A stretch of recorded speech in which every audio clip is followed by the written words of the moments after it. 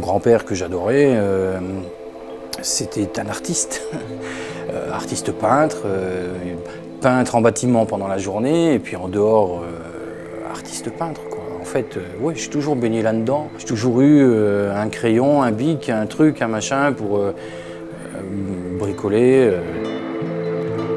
Les biométalliques, c'est très simple, c'est la Lorraine, ni plus ni moins. C'est vraiment toute cette région, c'est toutes ces traces qu'on a encore de ces usines du siècle dernier. C'est fabuleux. Moi, c'est des matières qui me parlent vraiment.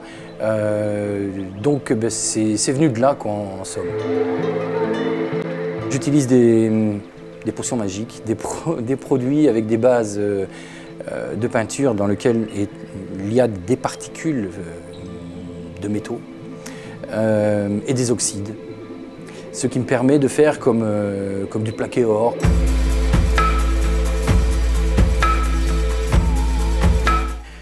Ici, je travaille sur un poulpe. La pièce explose, elle sort du tableau. Et puis ici, vous allez avoir toute la partie supérieure du poulpe qui, lui, sera absorbé par le tableau. Donc en fait, il y a toujours un aller-retour.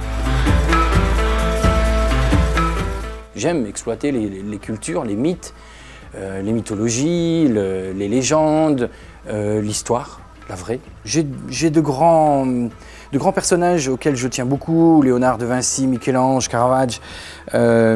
J'ai des bouquins dans lesquels je vais chercher un tas d'indications. Et puis alors après, ben, je croque vite fait de façon à pouvoir déjà établir une idée. À partir de cette idée-là, ben, après je passe à l'étape suivante, c'est-à-dire la réalisation. Il y a toujours ce côté science-fiction qui me plaît beaucoup. Parce que j'aime rêver, j'aime l'histoire, j'aime ce qui est passé, mais j'aime ce qu'il y a demain. Il y a toujours, quelque part, de l'Amélie Poulain et quelque part du Tolkien qui traîne. Bien sûr, j'ai du fantastique légende, c'est un mélange de tout. 1178e édition de Charlie Hebdo. Rien de plus ni moins. Je suis Charlie, comme on l'est tous. Cette chaîne ouverte, cette possibilité de porte, bien évidemment, qu'on ne peut pas fermer, qu'on ne peut pas enfermer, la liberté d'expression. Que je fasse du pré-mâché ou du tout digéré, je préfère le faire à ma façon. Que ce soit un peu plus discret, un peu plus biométallique.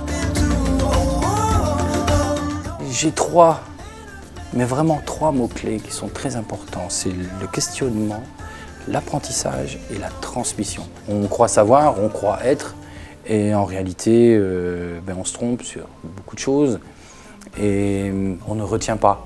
Donc quelque part, je parle les biométalliques, c'est le temps, c'est notre mémoire, la mémoire de nous, la mémoire universelle.